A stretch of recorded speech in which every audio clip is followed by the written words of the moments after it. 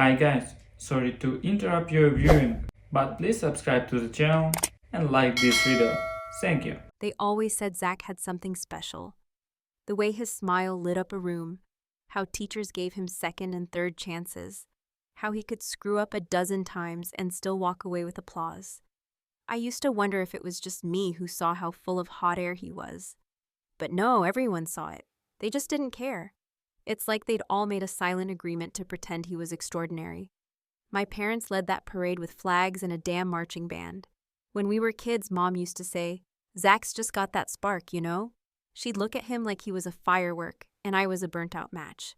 He could lie straight to their faces, come home with a black eye from skipping school and fighting, and somehow they'd still bake him a cake and ask what the other guy looked like.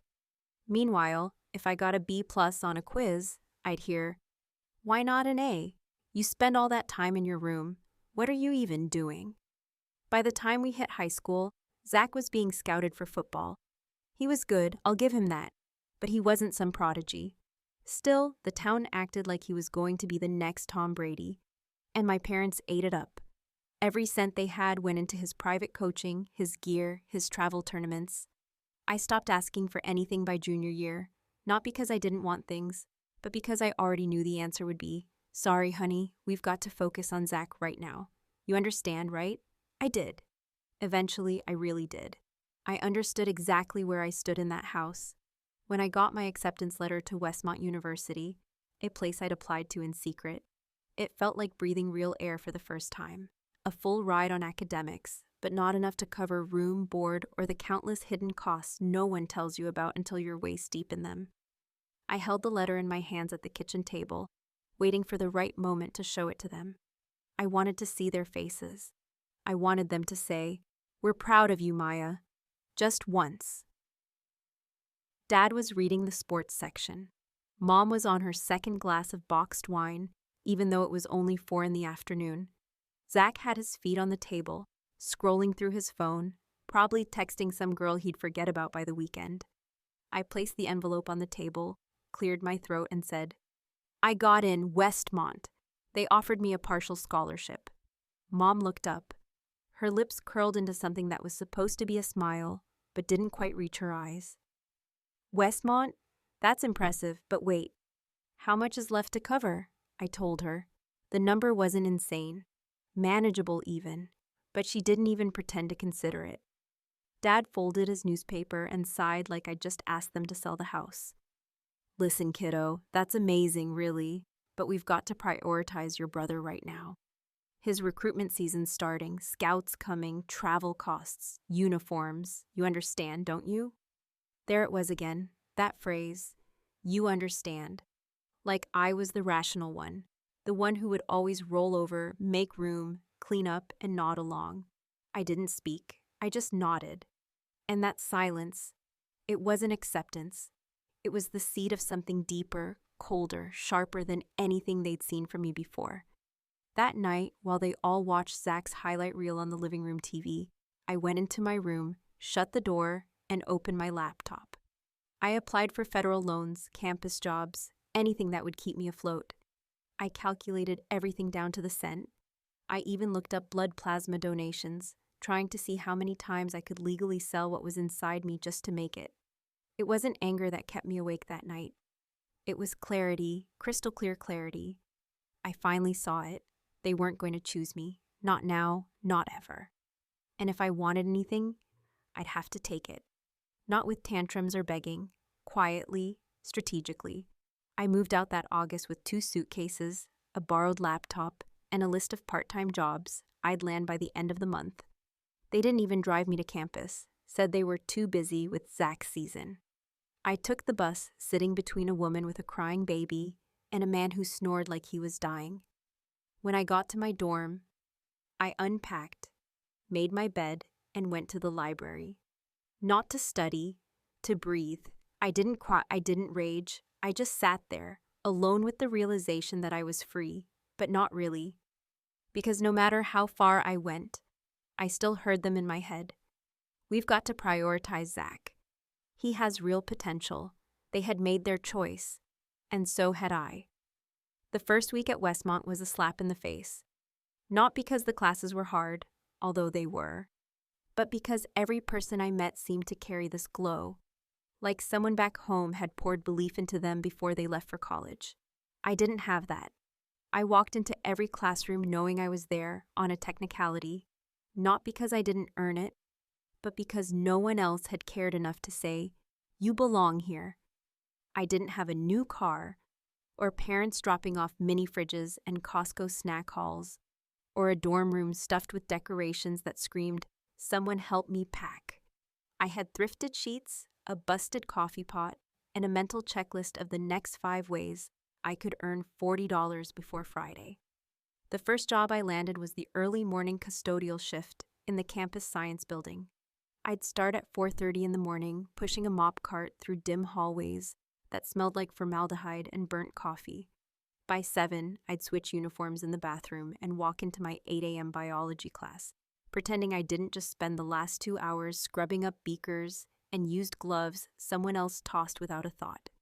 After classes, I'd tutor 2 rich kids whose parents were more interested in GPA padding than learning.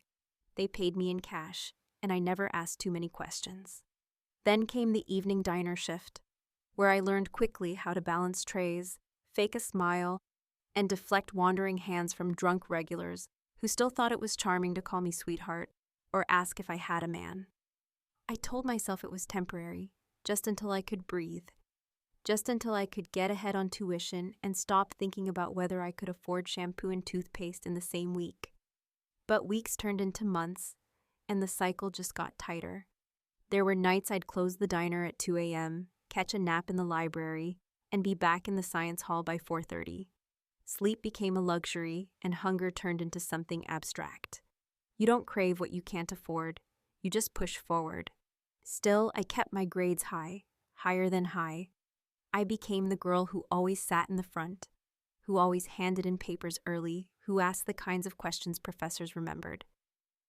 Not because I was trying to impress anyone, but because somewhere deep inside, I knew my escape depended on being undeniable. I couldn't afford to be average. Average was what got you ignored, and I was done being invisible.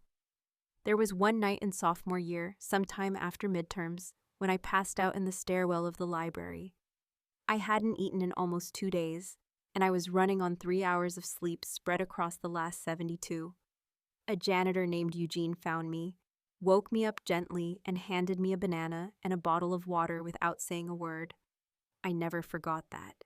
Not because it saved me, though it probably did, but because it was the first moment someone saw me as more than just a machine for grades and work. He didn't ask why I was there. He didn't lecture me about health or time management. He just helped, quietly, like he knew I didn't need another speech. I needed something real. After that, I started writing little notes to myself on Post-its.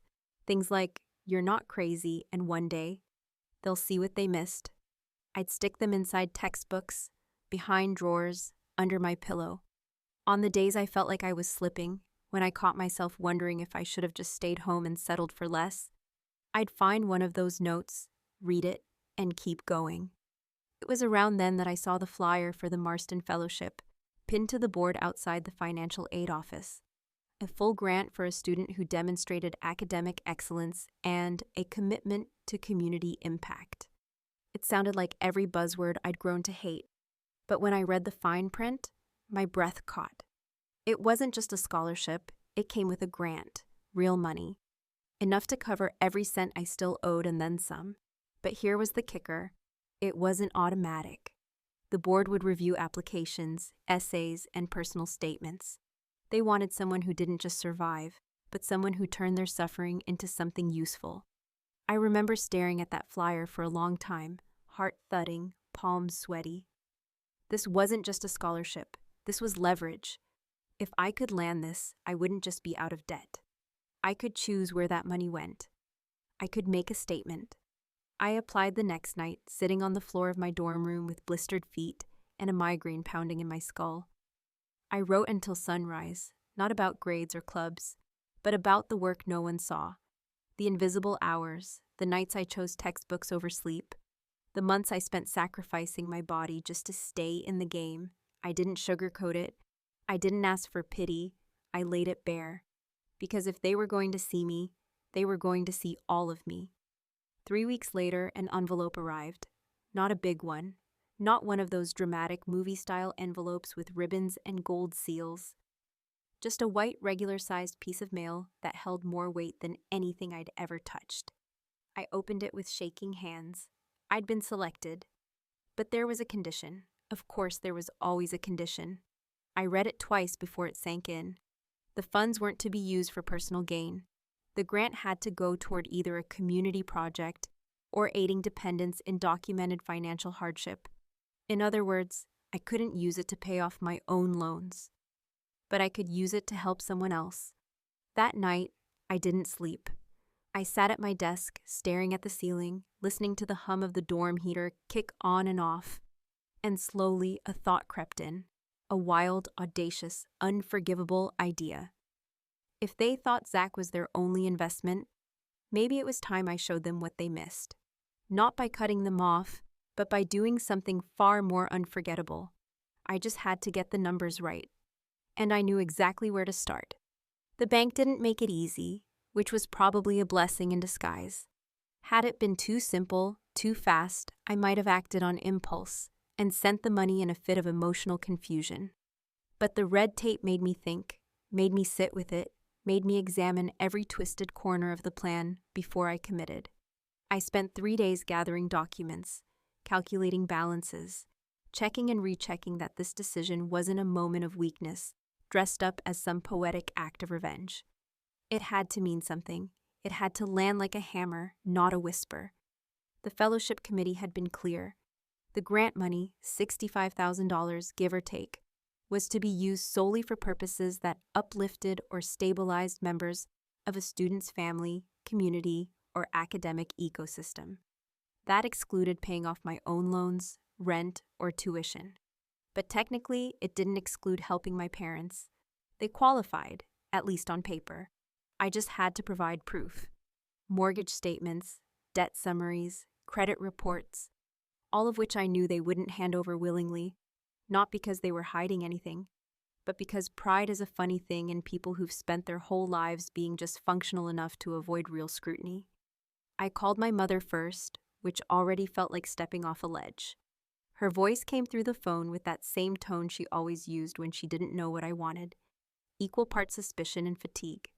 I told her I was working on a financial aid application that required documentation from immediate family members.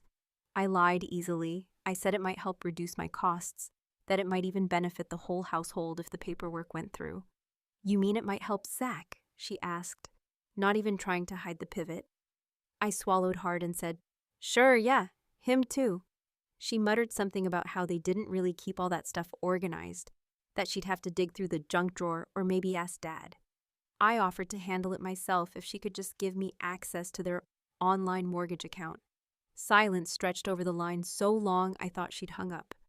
"You always were the one with the passwords and the spreadsheets," she said, like it was a compliment wrapped in a bruise. "Fine, I'll dig it up. Don't go poking into things you don't need to see." But I was already poking.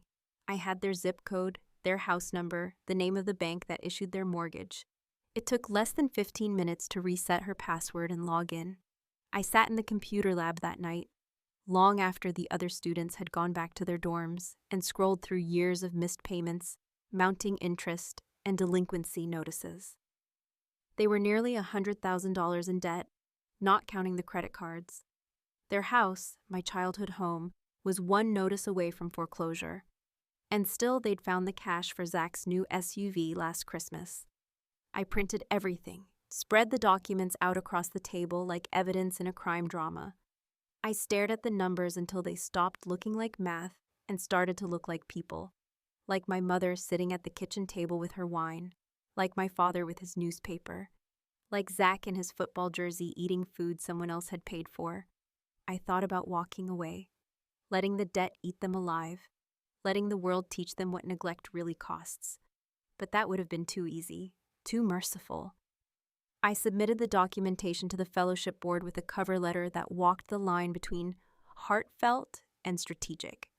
I framed it as a desperate attempt to stabilize the environment of my youth, to ensure that my younger brother would have a safe and functional home in which to complete his own education. I even threw in a line about legacy. I wasn't sure whether it was manipulative or honest, but either way, it worked. A week later, the funds were approved. The morning the transfer went through, I didn't feel triumphant. I didn't feel generous. I felt surgical, cold and precise, like I'd just removed a tumor without anesthesia. I checked the confirmation screen 3 times before logging out. That was it. $65,000 erased their biggest debt, wiped out the late fees, brought the house back from the brink. It was more than they had ever given me, more than I owed them.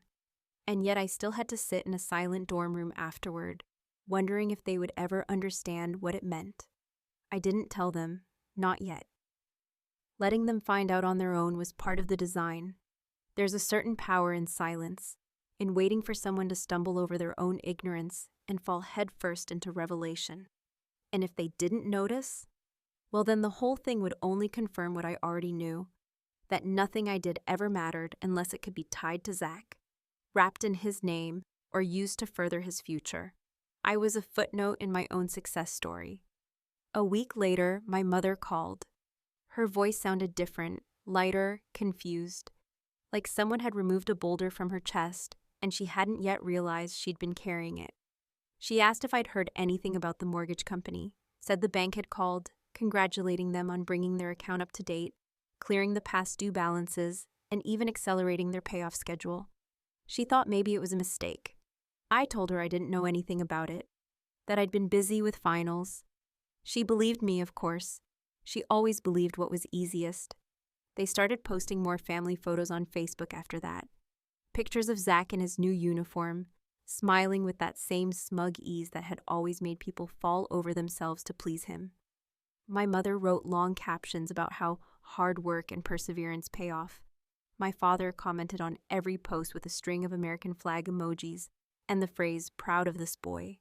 Not once did they mention me, but I wasn't done, not by a long shot. Graduation was 4 months away. I had already emailed the dean, submitted my honors thesis, and made one final request. All I had to do was wait for the perfect moment, let them keep smiling, let them keep pretending. Because the speech was already written, and the end was going to be public. Graduation day arrived like a slow-building storm, thick with anticipation and the kind of sharp-edged energy that makes your stomach churn, even when you think you've got everything under control. Westmont's campus buzzed with camera flashes, proud parents and students in gowns that didn't quite fit right. Everywhere I turned, I saw people being embraced, congratulated, showered with flowers and tears. It was a manufactured kind of chaos, beautiful if you belonged to it, alienating if you didn't. I walked through the crowd unnoticed, as I'd done so many times before, wearing my robe like armor and keeping my eyes trained on the stage ahead rather than the families behind me. I had told them the ceremony started at 11, even though the email clearly said 10. Part of me didn't want them there at all. Another part, the bitter, calculating part, wanted them to arrive just in time to see what they were never meant to witness. It wasn't revenge exactly, it was more like a correction, a final entry in a long-forgotten ledger. I had spent the last 4 years accumulating interest on every slight, every dismissal, every moment they'd placed Zach at the center, while I orbited invisibly around him. And now here I was about to graduate summa cum laude, with faculty distinctions, glowing recommendations, and a debt balance that read 0, not because of their help, but in spite of their absence. I had rehearsed the moment in my head so many times that it began to lose shape, like a word repeated until it sounds foreign. I imagined the stunned silence after the announcement, the murmurs in the crowd, the way their faces might crumple under the weight of realization. But more than anything, I imagined Zach's reaction.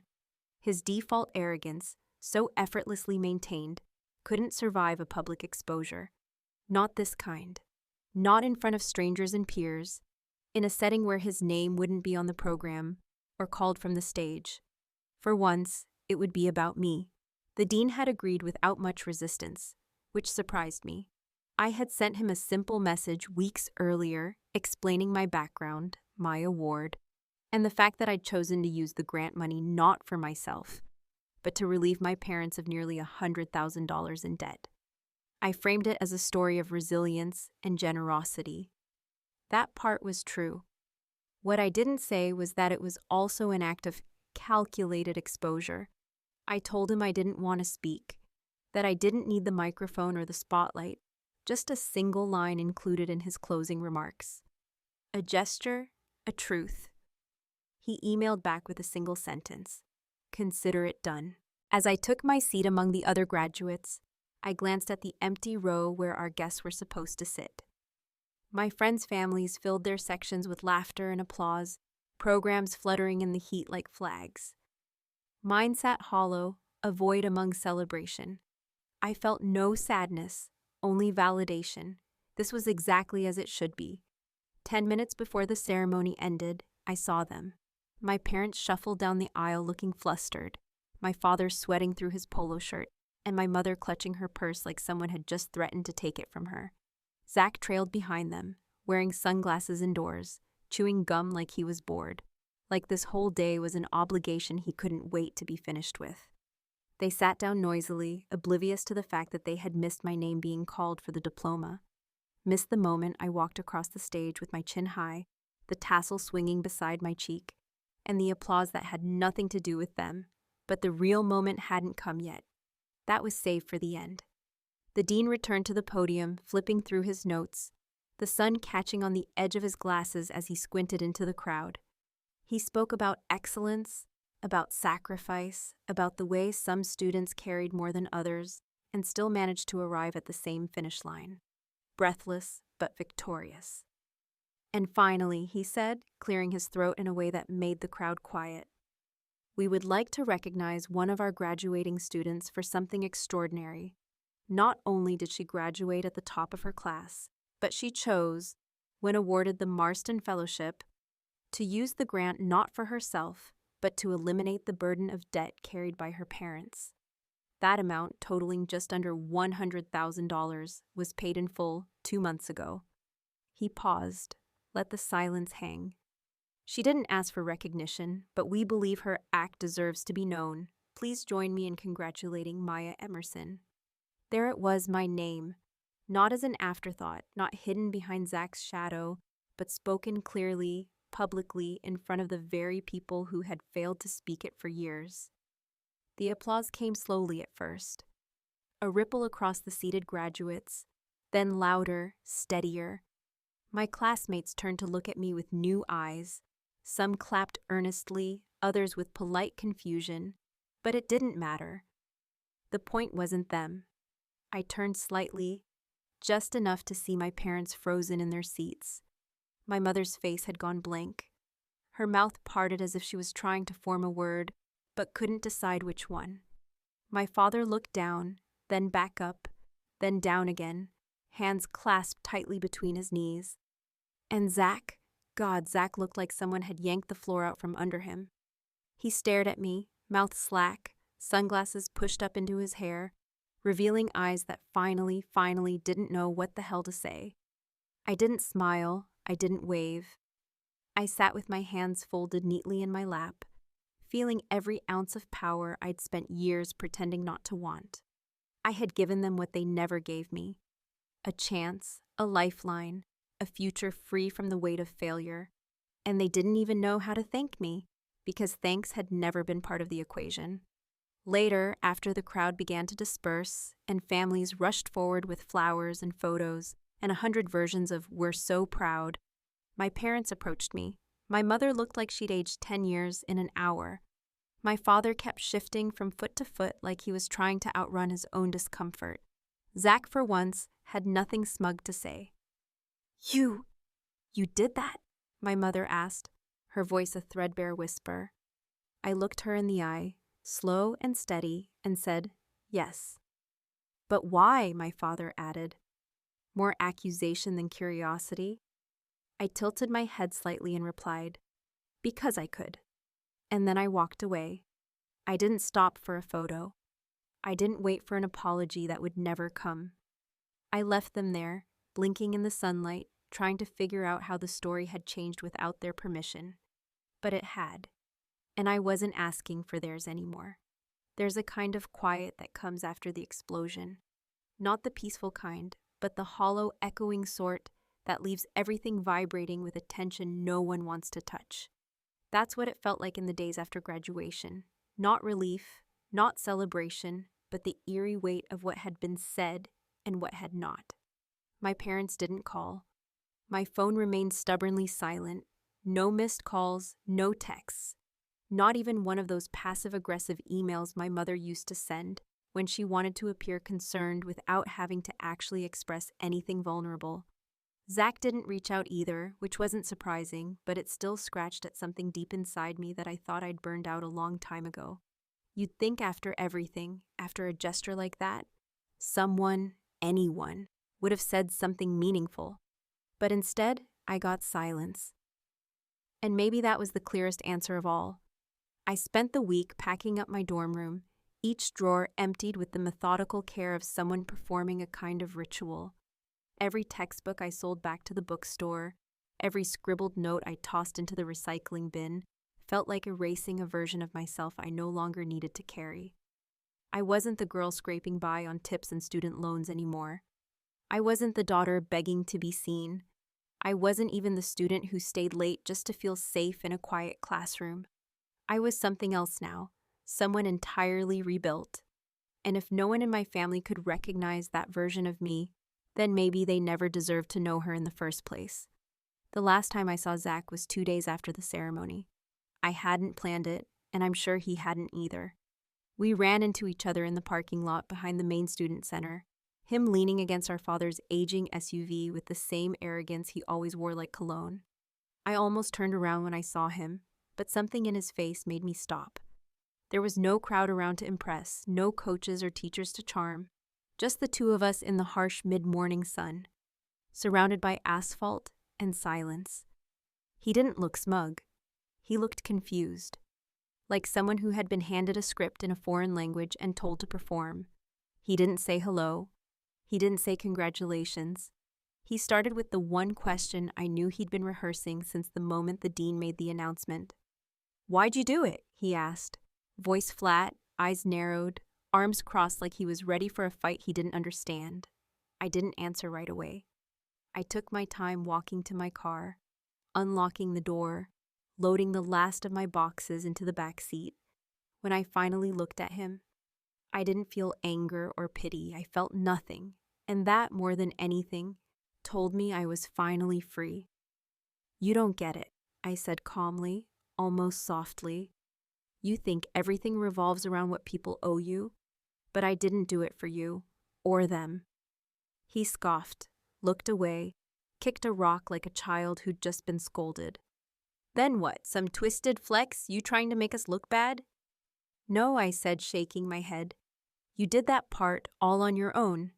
He opened his mouth to say something else, maybe another defense, maybe a half-baked insult, but I didn't give him the space.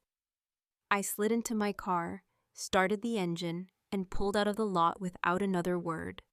When I checked the rearview mirror, he was still standing there, arms dropped, face slack, watching the space I had just occupied like he expected it to fill itself again. I drove for hours that day with no real destination in mind, just a need to keep moving. I thought about all the miles I had traveled since I first left home, how far I had come without a single safety net beneath me. I thought about the sacrifices, the missed meals, the panic attacks in public bathrooms, the nights I stayed awake doing the math on what I could afford to skip, textbooks, medicine, heating, food. I thought about Eugene, the janitor who gave me that banana and water when I collapsed in the library stairwell. How that moment of quiet compassion stuck with me more than anything my family ever offered. And most of all, I thought about how damn small they all were, how narrow, how fragile, how undeserving of the pedestal I had spent years trying to climb toward. When I finally stopped driving, I found myself at a roadside diner just past the state line. It was the kind of place with cracked vinyl booths, slow ceiling fans, and a waitress who called everyone Han, whether she meant it or not. I sat alone, ordered black coffee and toast, and stared out the window at nothing in particular. I was tired, but not the kind of tired that sleep could fix. I was tired of carrying stories that no one had ever listened to, tired of waiting for someone to clap who never even showed up to the theater. The waitress asked me if I was heading somewhere important, and I just smiled and said, "Not yet." I thought maybe I'd call them in a month or two, maybe I'd write a letter, maybe I'd do nothing at all. The truth is, I didn't know. The ending wasn't written yet, and for the first time in my life, that felt like power rather than punishment. I didn't owe them anything. Not forgiveness, not explanations, not even acknowledgement. I had given them something most people wouldn't even give their best friends: a second chance.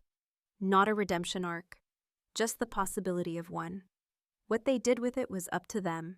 Some people would say I did the right thing, others would call it a waste. And the truth is, maybe it was both. Maybe giving back to the people who ignored you is a kind of grace, or maybe it's the last test of self-worth, proving to yourself that you can offer mercy even when no one asked for it, even when no one deserves it. Or maybe it was never about them at all. Maybe it was about finally being the author of my own story. And if they want to read it, they'll have to start from the beginning like everyone else.